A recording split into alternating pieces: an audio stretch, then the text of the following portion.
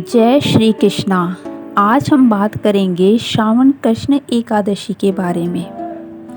एक बार धर्मराज युधिष्ठिर जी ने भगवान कृष्ण जी से कहा, हे वासुदेव, मैंने आषाढ़ शुक्ल देव शयनी एकादशी तथा चातुर्मास्य महात्म्य के बारे में जाना। अब आप कृपा कर मुझे श्रावण कृष्ण एकादशी के बारे में बताएं। तब श्री कृष्ण भगवान कहने लगे कि इस एकादशी व्रत की कथा एक समय स्वयं ब्रह्मा जी ने देवर्षि नारद जी से कही थी। नारद जी के आगे पर ब्रह्मा जी ने एकादशी की विधि और इसका महात्म्य नारद जी से कहा कि हे नारद, लोगों के हितार्थ हेतु तुमने बहुत अच्छा प्रश्न किया है। श्रावण मास की कृष्ण एकादशी का नाम कामिका एकादशी है। इसके सुनने मात्र से ही वाजपेयी यज्ञ का फल प्राप्त होता है।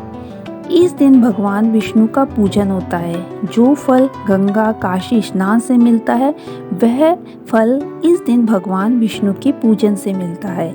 इस व्रत को करने वाले मनुष्य को कभी भी यमराज के दर्शन नहीं होते हैं और ना ही नरक के कष्ट भोगने पड़ते हैं। जो मनुष्य श्रावण मास में भगवान हरि का पूजन करते हैं, उनसे देवता, गंधर्व, सूर्य आदि सब पूजित हो जाते हैं।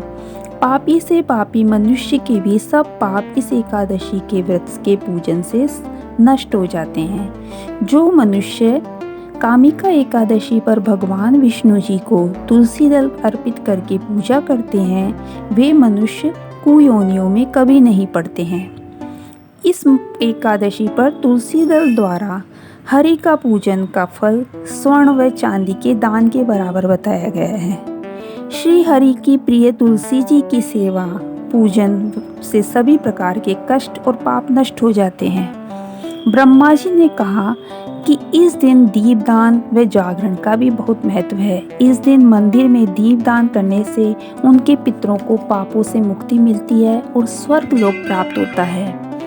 पौराणिक कथा के अनुसार एक बार एक गांव में एक क्षत्रिय और एक ब्राह्मण में विवाद हो गया और वह विवाद इतना बढ़ गया कि दोनों में हाथापाई हो गई और इस हाथापाई में क्षत्रिय द्वारा ब्राह्मण की हत्या हो गई, जिसकी वजह से उस पर ब्रह्म हत्या का दोष व पाप लग गया।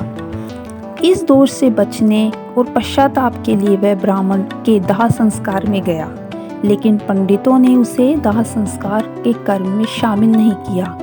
उसे ब्रह्म हत्या का दोषी होने के कारण सामाजिक बहिष्कार कर दिया। उसके यहाँ कोई भी धार्मिक आयोजन करने से मना कर दिया। इससे परेशान होकर वह क्षत्रिय एक साधु के पास गया और उस साधु से ब्रह्म हत्या से मुक्ति का उपाय पूछने लगा। तब साधु ने क्षत्रिय को कामिका एकादशी व्रत की सलाह दी। तब क्षत्रिय ने कामिका एकादशी का व्रत विधि पूर्वक पूर्ण श्रद्धा के साथ संपन्न किया, जिससे प्रसन्न होकर एक दिन भगवान विष्णु ने उस क्षत्रिय को स्वप्न में दर्शन देते हुए कहा कि तेरे सच्चे प्रायश्चित व पूर्ण श्रद्धा के साथ एकादशी करने के कारण मैं तुझे पापों से मुक्त करता हूँ।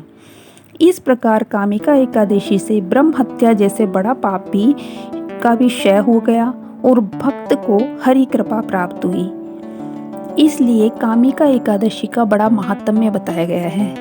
हरि दर्शन व्रत व तुलसी दल द्वारा हरि पूजन कर इस व्रत का पालन करना चाहिए। जय श्री कृष्णा। आपको हमारा वीडियो पसंद आया तो प्लीज़ लाइक, शेयर व सब्सक्राइब करें। जय श्री कृष्णा।